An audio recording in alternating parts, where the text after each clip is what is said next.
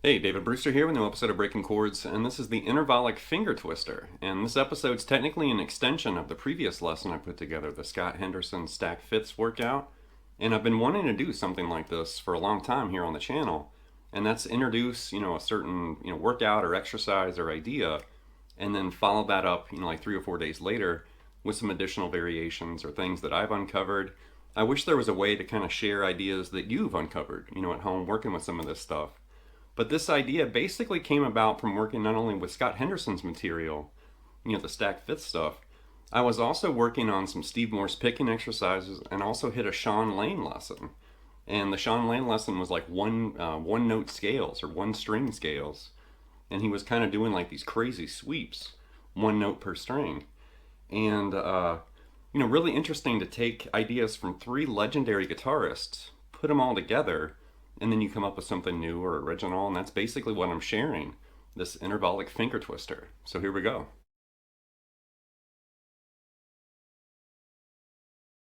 So the basic idea here, I'm going to put it in C minor, and what I came up with, something like this.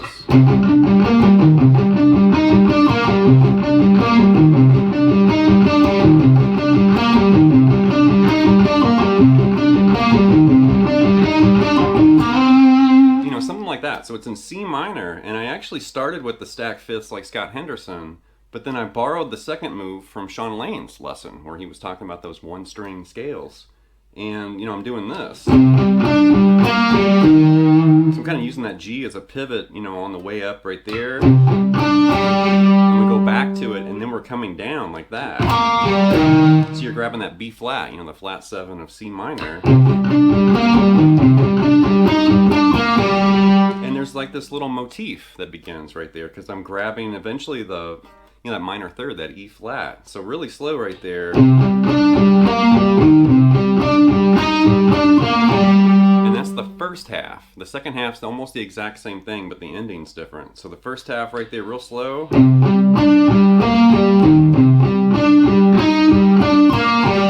then the second half, everything's the same except for the end.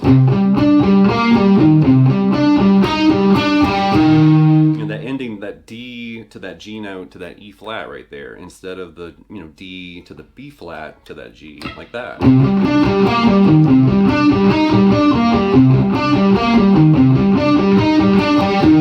Right? Just like a slight variation. And then you can repeat that over and over right there, and that's just in C minor. So that's the first shape and string group and position right there.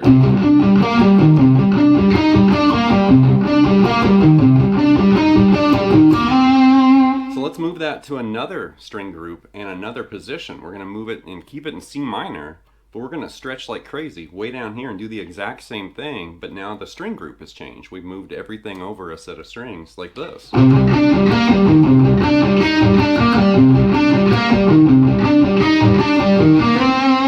Exact same thing, just relocated. And like I said, it's going to be a little stretchier, definitely great for kind of stretching out your fingers. And, it's going to sound different, played on different strings. Right there, it's got a big, kind of bassy, warmer sound, and then moved over a set of strings, it's a little bit brighter.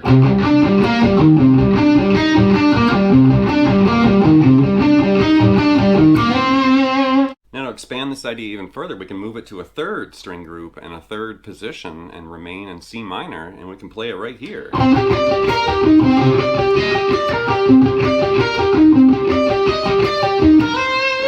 It's a little stretchier right there, but just like this. So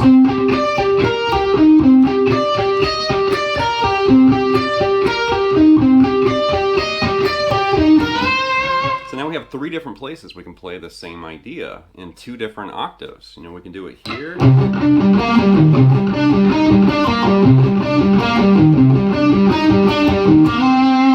do it down here, the same octave, just a different position.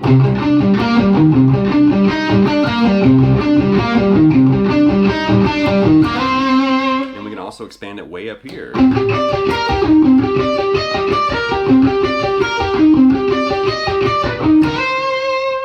So now that I've shared 3 different places you can play this, 3 different string groups and 3 different positions, let's start with the original, C minor, And then let's just move through 1, 4, 5 in C minor. So C minor, F minor, and G minor, right? And what we're going to do is start with that original, fingering, or the original string group right there, position 1. We're going to borrow the second string group, position 2, but we're going to shift that into F and also shift that up for G right there. So we're going to do C minor, F minor, and G minor using that melodic motif like this.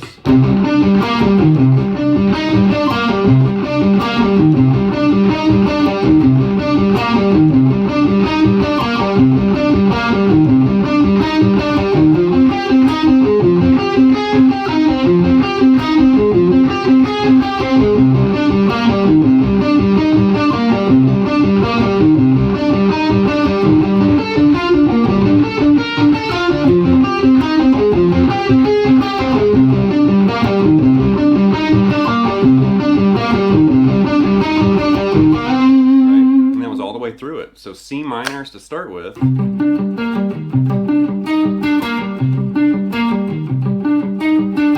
Right? And I doubled that. I basically did 2 sets. And then when it moved to F, you're going to do basically the same thing we did in C minor, but for F minor right here. And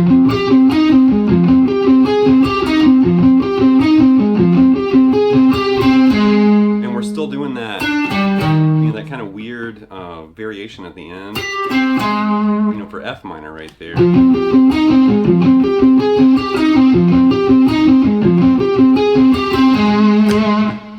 Darn neck pickup. Anyway, there's the F. Go back to C. And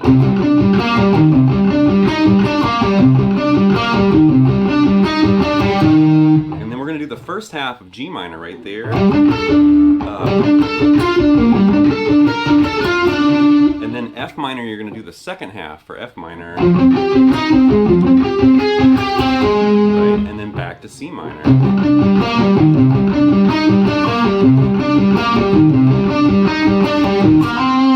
A great workout. It's musical, melodic, and ear-catching, idea. And it's definitely technique expanding. It's a big challenge because it's 1 note per string, intervallic, and you have to kind of keep that rhythm and that melodic motif. Great exercise.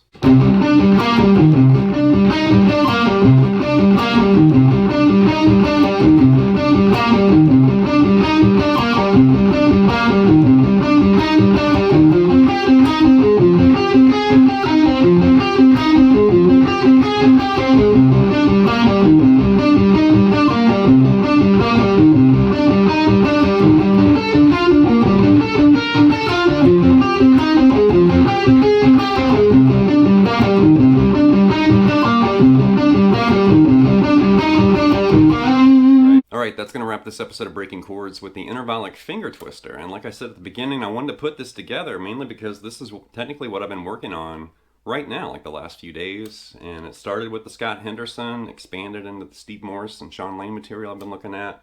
And then when I put all that together, it was like, oh wow, what's this? And then the next thing I knew, I had that motif and I started moving it through progressions.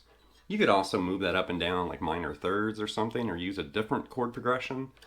You could shift things to major if you wanted to, but definitely it's a good kind of technique boost. You're syncing up your hands together, picking and fretting, and there's a lot going on. I mean, your fingers may not actually get twisted up, but that is a big technique challenge and a great exercise to work on. So anything that you've learned here on my channel or other YouTube channels or a guitar magazine, instructional video, a guitar lesson, a guitar clinic, or whatever, grab those ideas that, catch your attention, that catch your ear. Sit there and learn it. And then make variations. And like I've talked about many, many times on my channel, use your imagination, be creative. Think outside the box. Like, well, what happens if I slide or tap or string skip or bend or, dive my bar or something and experiment. And the next thing you know, you'll start writing and developing your own licks, warm-ups, exercises, and ideas. So anyway, leave some feedback and comments. Please subscribe to Night Lessons, and I'll be back before you know with more content and material. Thank you.